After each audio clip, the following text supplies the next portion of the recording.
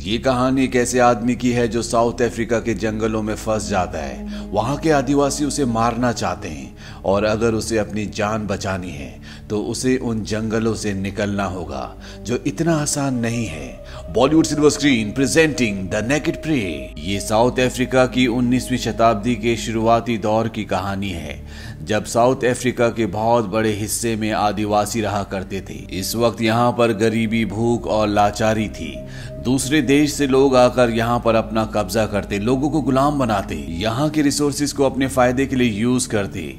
यहीं बीहड़ में हमें एक सफेद रंग का छोटा सा किला दिखाया जाता है, जहाँ से कुछ लोग बाहर निकलते हैं। इनमें कुछ आदिवासी भी होते हैं। दरअसल ये सब के सब हाथियों का शिकार करने जा रहे हैं, ताकि उनके जो बेशकीमती दांत हैं उन्हें बेचकर ये बहुत मुनाफा कमा सके। इनके साथ एक सफारी गाइड भी होता है, जो यहाँ के ट्राइब्स की आदिवासियों की भाषा जानता है। साथ ही साथ वो यहाँ पर पहले भी कई बार आ चुका है, पर इस बार वो जिस इन्वेस्टर के साथ आया है उसका नाम जॉन है, जो कि बहुत लालची है। साथ ही साथ वो बहुत एरोगेंट भी है। ये सब के सब पूरा दिन सफर करते हैं और इसके बाद एक जगह बैठ जाते हैं, जहां पर इन्वेस्टर गाइड को कहता है कि मुझे लगता है कि मुझे स्लेवरी यानी गुलामी के बिजनेस में जाना चाहिए। इस बिजनेस में बहुत फायदा है, क्या तुम मेरे पार्टनर बनना चाहोगे? गाइड कहता है नहीं, मैं अब कोई काम नहीं करना चाहता। ये मेरा आखिरी टूरिस्ट गाइड का काम है, इसके बाद मैं अपना एक फार्म खोलूंगा।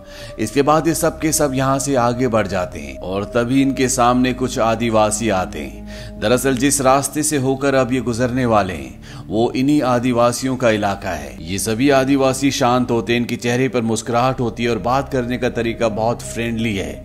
पर जॉन को कुछ समझ नहीं आता कि इन लोगों ने इनका रास्ता क्यों रोका है। गाइड यहाँ के तौर तरीके जानता है। वो यहाँ पर आदिवासियों के लीडर से बात करता है और जॉन को बताता है कि हमें इनके चीफ के लिए इन्हें कुछ तोहफे देने होंगे। ये एक तरह का टोल टैक्स होता है, पर जॉन साफ साफ मना कर देता है। वो कहता है कि मैं अपने रास्ते में आने वाले हर एक भिखारी को पैसे नहीं दे सकता। जॉन उसे समझाने की कोशिश भी करता है कि ये इनका इलाका है, ये हमारे लिए मुसीबत खड़ी कर सकते हैं, पर जॉन गाइड की एक बात नहीं सुनता और यहाँ पर जो आदिवासियों का लीडर होता है उसे धक्का देकर आगे निकल जाता है, जिससे आदिवासियों का लीडर गिर भी जाता है। और अब इन आदिवासियों के चेहरे पर एक अजीब सी खामोशी छा जाती है। वहीं जॉन गाइड और उसके साथ उसके जितने भी आदमी होते हैं वो उस जगह पहुंच जाते हैं जहां पर इन्हें हाथियों का शिकार करना है। ये कई सारे हाथियों का शिकार करते हैं और शिकार करने के बाद जब ये खाना खा रहे होते हैं तो गाइड को एहसास होता है कि इनके आसपास खतरा है और हमें झाड़ियों के पीछे कई सारे आदिवासी दिखाए जाते हैं। ये वही आदिवासी है जिनके लीडर को जॉन ने धक्का दिया था। ये सब के सब जॉन, टूरिस्ट गाइड और यहाँ पर उनके जितने भी लोग होते हैं उनके ऊपर हमला कर देते हैं, कई लोगों को मार भी देते हैं और जॉन को, टूरिस्ट गाइड को यहाँ से पकड़कर अपने कबीले में ले जाते हैं, जहाँ पर इन सब को बांध दिया जाता है। जॉन को एक जहरीले सांप के आगे बांध दिया जाता है। सांप उसे डस लेता है, जिससे उसकी मृत्यु हो जाती है। वहीं गाइड के सारे कपड़े उतार के इसे अपने साथ ले जाते हैं और इन्हीं आदिवासियों में से एक आदिवासी तीर चलाता है। गाइड को कहा जाता है कि तुम उस तीर तक भागो। गाइड अब भागना शुरू करता है और वो उस तीर को भी क्रॉस कर जाता है और तभी एक आदिवासी उसका पीछा करना शुरू करता है और जब वो उसके बहुत नजदीक पहुंच जाता है वो अपना भाला उसकी तरफ फेंकता है, पर गाइड बच जाता है। वो उसका भाला उठाता है और जो आदिवासी उसके पीछे आ रहा होता है उसको उसी के भाले से मार देता है। दूर से आदिवासी देख लेते हैं और अब एक और आदिवासी उसका पीछा करना शुरू कर देता है। गाइड जल्दी से उस आदिवासी को, जिसे उसने भी मारा है, उसके पैरों की चप्पल और उसका सारा जरूरी सामान लेकर वहां से भाग जाता है, पर अभी भी उसके पीछे एक आदिवासी होता है। गाइड बहुत आगे तक भागता है। वो आदिवासी लगातार उसका पीछा कर रहा होता है, पर वो उस तक पहुंचने से पहले ही थक कर वहीं गिर जाता है। गाइड यहाँ से आगे निकल जाता है। उसके पैरों में जो चप्पल होती है वो हर्ट कर रही होती है, इसीलिए उसके पास जो जानवर की खाल के नरम कपड़े होते हैं वो उसे अपने पैरों के नीचे लगा लेता है और यहाँ से आगे बढ़ जाता है। वहीं दूसरी तरफ दिखाया जाता है कि एक और आदिवासी उसके पैरों के निशानों से उसका पीछा कर रहा होता है। गाइड देख लेता है कि वो उस तक पहुंचने वाला है। गाइड वहीं कटीले पेड़ों के पीछे छुप जाता है। वो आदिवासी जो उसका पीछा कर रहा था वो पेड़ों के पीछे उसके पैर को देख लेता है और धीरे धीरे उसकी तरफ बढ़ना शुरू करता है।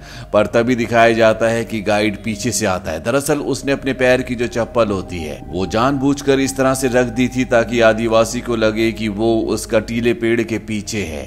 और जब वो धीरे धीरे आगे बढ़ रहा होता है गाइड पीछे से आकर उसे भी मार देता है। पर गाइड को यहाँ पर खतरा सिर्फ आदिवासियों से नहीं है, यहाँ पर बहुत खतरनाक जानवर भी होते हैं, साथ ही साथ वो भूखा भी है। इसीलिए वो एक जंगली पक्षी को मारने की पकड़ने की कोशिश करता है पर वो उसे पकड़ नहीं पाता। गाइड किसी भी कीमत पर इस जगह से बाहर निकलना चाहता है, इसीलिए वो पूरा दिन और यहाँ तक कि अंधेरा होने पर भी चलता रहता है। पर जब वो बहुत ज्यादा थक जाता है तो जंगल में भूखा ही एक जगह सो जाता है। वहीं दूसरी तरफ दिखाया जाता है कि आदिवासियों का एक ग्रुप जो कि अंधेरे में जंगल में बैठा हुआ है। दरअसल गाइड ने इनके लोगों को मारा है, इसीलिए किसी भी कीमत पर ये उसे ढूंढकर मारना चाहते हैं। अगली बार एक बार फिर से सभी आदिवासी गाइड का पीछा करना शुरू करते हैं।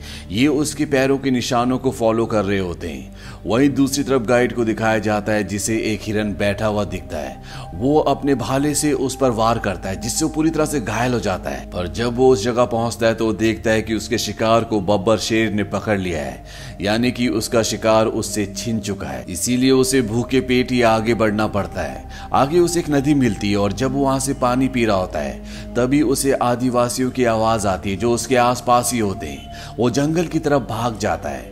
आदिवासी उस नदी तक पहुंच जाते हैं जहां से वो पानी पी रहा था। उन्हें वहां पर गाइड के गीले पैरों के निशान दिखते हैं और वो समझ जाते हैं कि वो किस दिशा में भागा है। ये सब के सब उसका पीछा करना शुरू करते हैं। ये आठों के आठों आदिवासी उसे अलग अलग ढूंढ रहे होते हैं और तभी गाइड पेड़ से कूदकर एक आदिवासी को मार देता है। और जैसे ही वो थोड़ा सा आगे बढ़ता है एक आदिवासी भाले से उस पर वार करता है जिससे वो जरा जरा सा बच जाता है। इसके बाद गाइड की और इस आदिवासी की आपस में लड़ाई होती है। टूरिस्ट गाइड मौका देखकर नीचे से मिट्टी उठाकर उसकी आंखों में फेंकता है जिससे उसे दिखना बंद हो जाता है और इस मौके का फायदा उठाकर गाइड उस आदिवासी को भी मार देता है। वहीं अब आदिवासी जब अपने दो और लोगों को मरा हुआ देखते हैं तो उनका जो लीडर होता है वो पूरी तरह से बौखला जाता है। वो कहता है कि अब हम उसे नहीं छोड़ेंगे और ये 6 के 6 आदिवासी पूरे गुस्से और आक्रोश के साथ उसका पीछा करना शुरू कर देते हैं। ये उस जगह तक पहुंच जाते हैं जहां पर गाइड थक कर बैठा होता है। ये उस पर तीर भी चलाते हैं पर वो बच जाता है। गाइड यहाँ से आगे भागता है और इससे पहले कि आदिवासी उस तक पहुंचते वहां पर जो रास्ता होता है गाइड वहां पर एक बहुत बड़ी आग लगा देता है जिससे आदिवासी उस तक नहीं पहुंच पाते। उन्हें घूम कर वहां आना पड़ेगा। गाइड को ऐसा लगता है कि पहली बार उसने इनसे विजय हासिल की है, इसीलिए वो बहुत खुश होता है। गाइड यहाँ से आगे बढ़ता और रात होने पर वो एक पेड़ के नीचे सो जाता है। अगली सुबह वो वहीं पेड़ के नीचे छोटे छोटे पौधों की जड़ों को खाता है जो उसे डाइजेस्ट नहीं होती और उसे वॉमिट हो जाती है। वहीं दूसरी तरफ 6 आदिवासियों को दिखाया जाता है जिनमें से एक अब आगे नहीं बढ़ना चाहता, यानी कि वो गाइड का पीछा नहीं करना चाहता। इस बात से इनका जो लीडर होता है वो गुस्सा हो जाता है और उसे भाले से मार देता है, यानी कि अब ये 5 बचे जो गाइड का पीछा कर रहे होते हैं।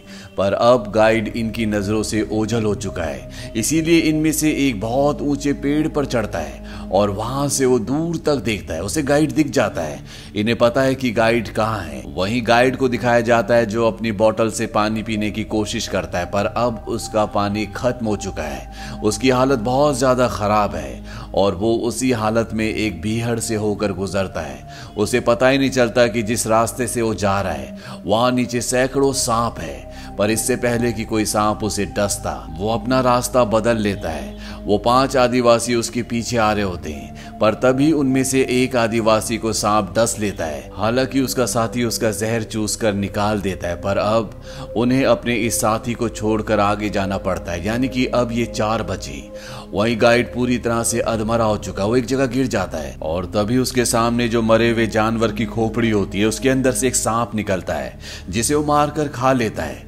गाइड के अंदर अब थोड़ी सी ताकत आती है इसीलिए वो आगे बढ़ता है और कुछ और आगे बढ़ने के बाद उसे एक नदी दिखती है जिसे देखकर वो बहुत खुश हो जाता है। यहाँ पर वो पागलों की तरह पानी पीता है क्योंकि कई घंटों से उसने पानी नहीं पिया होता। उसकी पूरी बॉडी डिहाइड्रेट हो गई होती है। गाइड अपना आगे का सफर तय करते हुए आदिवासियों के एक गांव के पास पहुंचता है, जहां पर वो देखता है कि आदिवासी नाच रहे होते हैं, बाहर खाना बना रहे होते हैं। वो वहीं पर छुप जाता है और जब रात को कई लोग सो जाते हैं तो वो उनका खाना चुरा कर खा लेता है। अगली सुबह दिखाया जाता है गाइड वहीं गांव के पास एक गिरे हुए सूखे पेड़ के नीचे सो रहा होता है और तभी एक गोली की आवाज से उसकी आंखें खुलती है। वो देखता है कि आदिवासियों के गांव पर किसी ने हमला कर दिया है। दरअसल ये वो लोग होते हैं जो आदिवासियों को पकड़ कर ले जाते हैं और हमेशा के लिए अपना गुलाम बना लेते हैं। गाइड छुपता हुआ एक दूसरी जगह पर जाता है जहां पर वो देखता है कि एक छोटी सी बच्ची उन्हीं लोगों से छुपी हुई है जो लोग यहाँ पर इन्हें बंदी बनाने के लिए आए हैं। गाइड भी उस बच्ची के साथ वहीं पर आसरा ले लेता है, पर तभी उसे एहसास होता है कि वो लोग जो यहाँ पर आदिवासियों को बंदी बनाने के लिए आए हैं वो इन्हें ढूंढते हुए इन तक पहुंचने वाले हैं। गाइड वहां से भागना शुरू करता है और वो लोग जो यहाँ पर आदिवासियों को बंदी बनाने के लिए आए हैं वो गाइड को देख लेते हैं, वो उसका पीछा करना शुरू कर देते हैं। तभी हमें दिखाया जाता है कि वो 4 आदिवासी जो गाइड को मारना चाहते हैं वो भी दूर से छुपकर उसे देख रहे होते हैं, पर ये चारों आदिवासी सामने नहीं आ सकते क्योंकि ये जानते हैं कि अगर ये सामने आए तो इन्हें भी गुलाम बना लिया जाएगा। वहीं गाइड उनमें से कुछ लोगों को मारकर वहां से भागने में कामयाब हो जाता है, पर अभी भी वो लोग उसे गुलाम बनाने के लिए उसका पीछा कर रहे होते हैं। इसीलिए गाइड को एक नदी में कूदना पड़ता है जिसका बहाव बहुत तेज होता है। गाइड उस तेज पानी में लगातार बह रहा होता है। यहाँ पर कई छोटे बड़े झरने भी होते हैं जिनसे गाइड गिरकर बेहोश हो जाता है और जब वो नदी के किनारे पानी में डूब रहा होता है तभी वहां पर वही बच्ची जिसके साथ वो छुपा था वो आ जाती है और वो गाइड को वहां से निकाल लेती है। अब गाइड के पेट के अंदर जितना भी पानी गया होता है ये बच्ची उस पानी को निकाल कर उसे होश में लाती है। गाइड जब पूरी तरह से होश में आ जाता है तो वो देखता है कि वो बच्ची उसके लिए कुछ पका भी रही है। वो बच्ची इसी जंगल की है, इसीलिए उसे यहाँ पर सरवाइव करना आता है।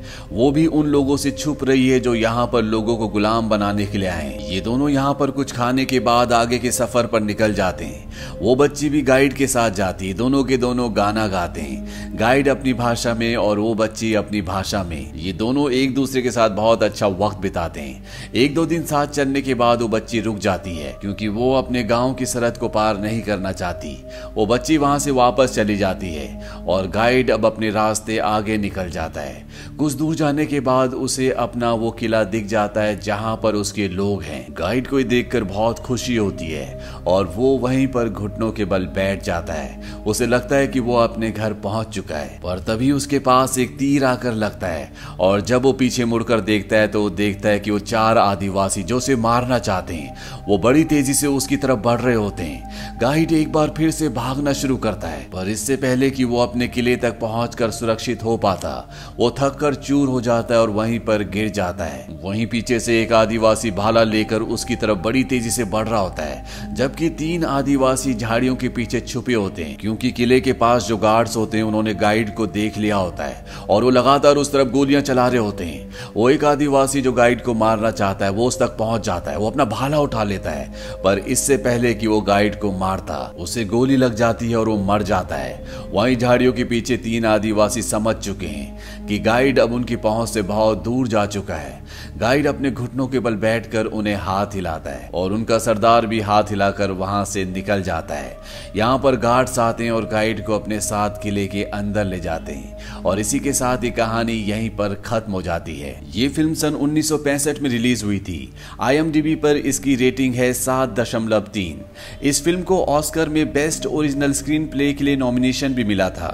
उम्मीद करते हैं कि सर्वाइवल कहानी आपको पसंद आई होगी।